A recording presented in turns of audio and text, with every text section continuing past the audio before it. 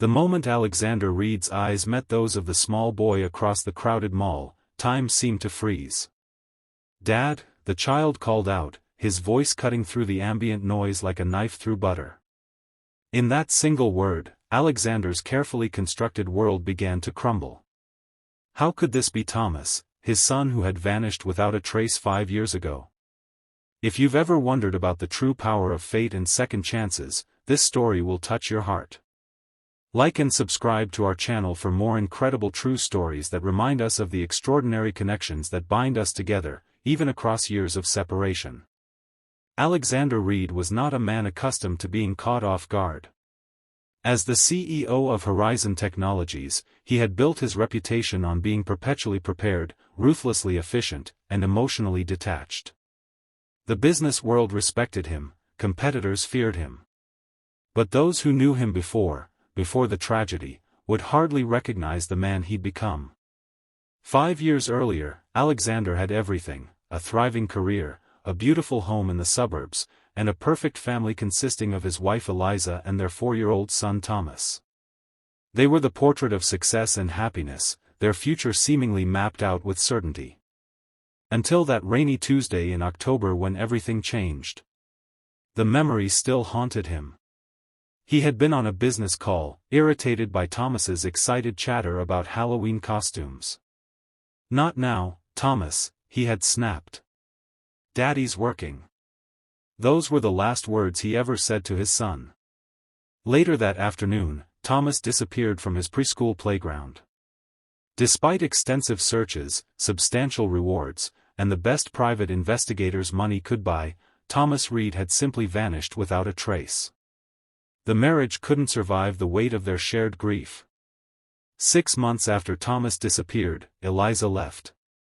Alexander threw himself into his work, ascending to CEO within 2 years, building walls around what remained of his heart. He became a ghost in a tailored suit, moving through life without truly living it. Which is why, on this ordinary Saturday in December, Alexander Reed found himself alone at Westfield Mall, mechanical in his Christmas shopping, when he heard a word he had trained himself to no longer react to: "Dad." He would have continued walking if not for the tugging sensation he felt, not on his coat, but somewhere deeper, more primal.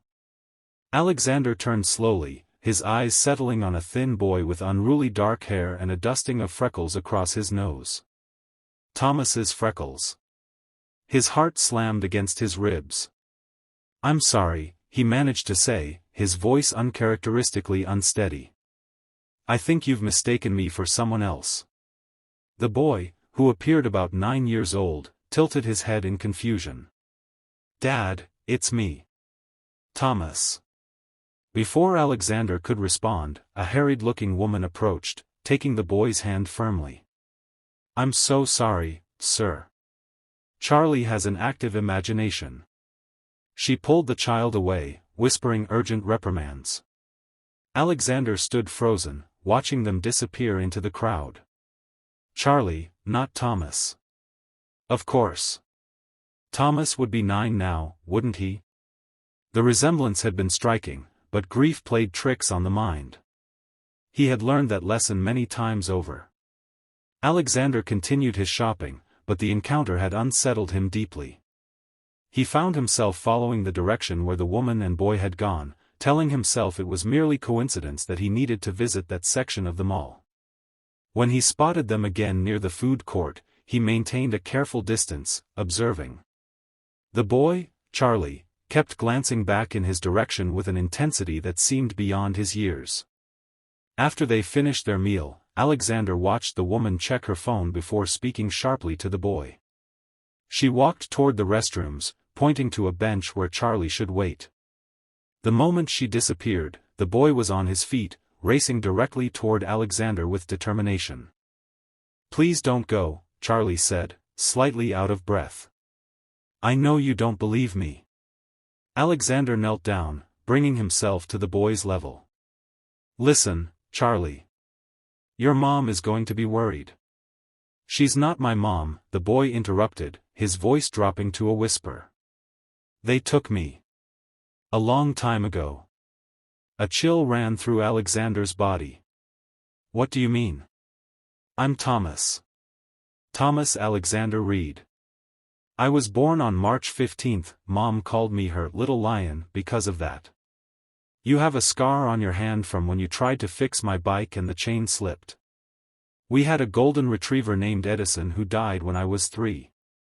Alexander stared at the boy, his mind racing. These were details that wouldn't be in any news report, things only his son would know. Thomas? His voice cracked on the name. The boy's eyes filled with tears. I tried to tell them, but they said I was making it up. They said my real parents didn't want me anymore. But I remembered you, Dad. I remembered.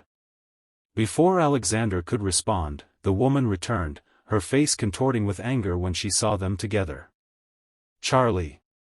What did I tell you about talking to strangers? She grabbed the boy's arm roughly.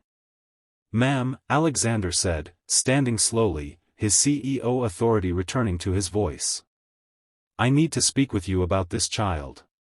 This is my son, she hissed, pulling the boy behind her protectively. Mind your own business. Alexander took out his phone. I'm calling security. And the police. His hand was steady now, his purpose clear for the first time in years. Because I believe this is my son who was kidnapped 5 years ago. What followed was a blur of mall security, police officers, and eventually FBI agents who had kept Thomas's case open all these years. The woman, Linda Pearson, and her husband had purchased the boy through an underground network specializing in child trafficking. They had moved frequently, changing the boy's name multiple times. When confronted with evidence, Linda crumbled, revealing names and details that would eventually dismantle a trafficking ring operating across 3 states. DNA tests confirmed what Alexander already knew in his heart: Charlie was indeed Thomas Reed. The reunion was not the uncomplicated joy Alexander had imagined during countless sleepless nights. Thomas was traumatized, bearing scars both visible and hidden. He flinched at loud noises, hoarded food in his pockets, and woke screaming from nightmares. The Pearsons had not been physically abusive, but the psychological damage of being told his parents had abandoned him, of having his identity erased, had left deep wounds. Alexander took a leave of absence from Horizon Technologies, something that would have been unthinkable 6 months earlier. He converted his home office into a therapy space where Thomas could meet with child psychologists specializing in trauma recovery. The corporate titan who once intimidated boardrooms now sat patiently on the floor building Lego structures, giving Thomas the time and space to reconnect at his own pace. The first breakthrough came 3 weeks after Thomas came home. Alexander was reading reports on his tablet, old habits died hard, when Thomas appeared in the doorway of the living room, clutching a tattered stuffed elephant. You kept Elliot, Thomas said softly, referring to the toy Alexander had indeed preserved, along with all of Thomas's belongings, unable to pack them away despite therapists suggesting it might help with closure. Of course I did, Alexander replied, setting aside his work. I kept everything of yours. Thomas approached slowly, running his fingers over the elephant's worn fabric. They told me you didn't want me anymore. Alexander felt his heart constrict. Thomas, listen to me. There has not been a single day, not 1 hour, since you were taken that I didn't search for you, think about you, and want you home. But you were always working, Thomas said, voicing a fear that had clearly been planted by his captors but that resonated with Alexander's own guilt. You were always too busy. Alexander's eyes filled with tears. And that was my greatest mistake. One I promise never to make again. Thomas studied his face for a long moment before climbing onto the couch beside him. Not touching, not yet, but closer than he had allowed himself to be since coming home. It was a beginning. The months that followed were filled with small victories and devastating setbacks.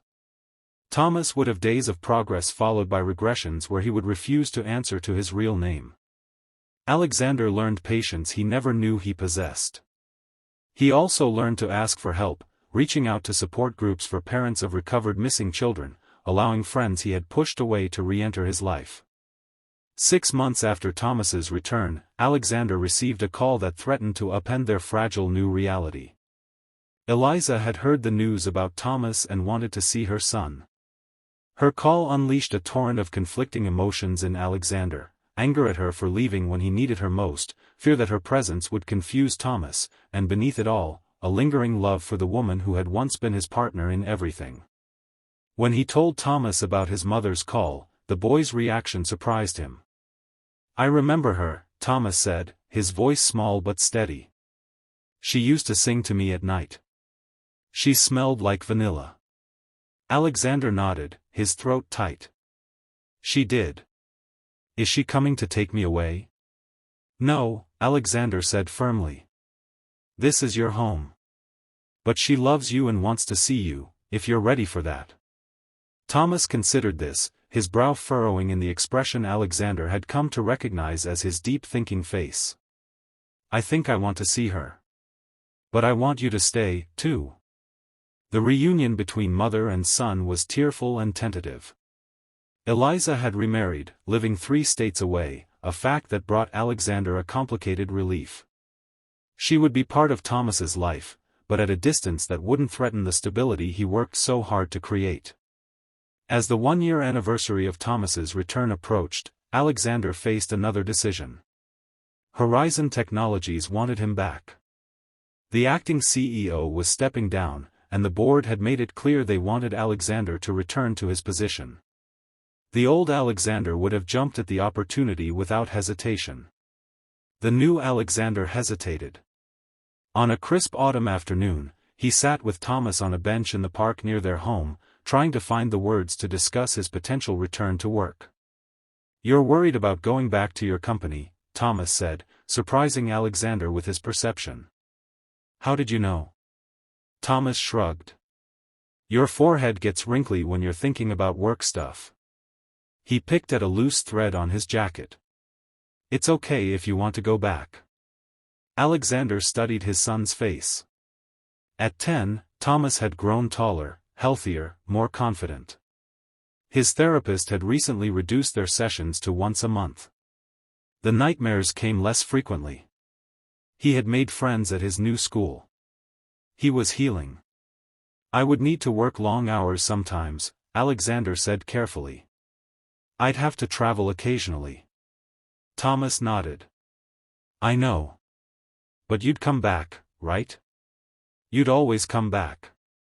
The question broke Alexander's heart and mended it simultaneously. "Always," he promised.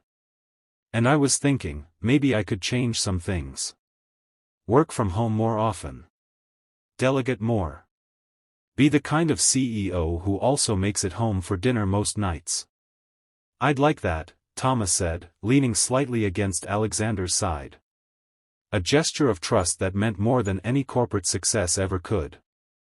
Alexander returned to Horizon Technologies the following month, but on his own terms. He restructured his leadership team, implemented remote work policies, and made it known that his son's school events were non-negotiable appointments in his calendar. Some board members grumbled, but the company continued to thrive, perhaps benefiting from a CEO who now understood that efficiency didn't always mean sacrificing humanity. 3 years after Thomas's return, Alexander stood in the back of an auditorium, watching his 13-year-old son receive an award for a story he had written about resilience. The shy, traumatized boy was growing into a thoughtful, compassionate young man who used his experience to help others. Thomas had started visiting support groups for foster children, sharing his story and offering hope. After the ceremony, as they walked to the car, Thomas asked a question that caught Alexander off guard. "Do you ever think about them? The Pearsons?" Alexander hesitated. Linda and Robert Pearson were serving lengthy prison sentences for their roles in the trafficking ring. "Sometimes," he admitted. "I struggle with how much hate I still feel toward them." Thomas nodded thoughtfully. "My therapist says hate takes too much energy. And they already took 5 years. I don't want to give them any more of my time." Alexander looked at his son in wonder. "When did you get so wise?" Thomas grinned, a flash of the carefree child he had once been and was slowly becoming again. Must have gotten it from my dad. As they drove home, Alexander reflected on the journey that had brought them here. 5 years lost, but so much gained in their reunion. He had been forced to confront his priorities, to rebuild not just his relationship with his son but his entire approach to living. The tragedy had broken him, but in the breaking, he had found a strength and capacity for love he never knew existed. The road ahead would not always be smooth. Thomas would face challenges as he navigated adolescence with the added complexity of his traumatic past. Alexander would continue to balance his responsibilities as both CEO and father. But they would face these challenges together, bound by a connection that even 5 years of separation couldn't sever. In the darkest moments after Thomas disappeared, Alexander had questioned everything he believed about the world. Now, he understood that sometimes the universe offers second chances when we least expect them. That even in our most broken moments, healing is possible. And that the most important title he would ever hold wasn't CEO, but simply, Dad. If this story touched your heart, remember to like and subscribe for more powerful journeys of hope and resilience. Because in a world that often seems dark, these moments of light remind us of what truly matters.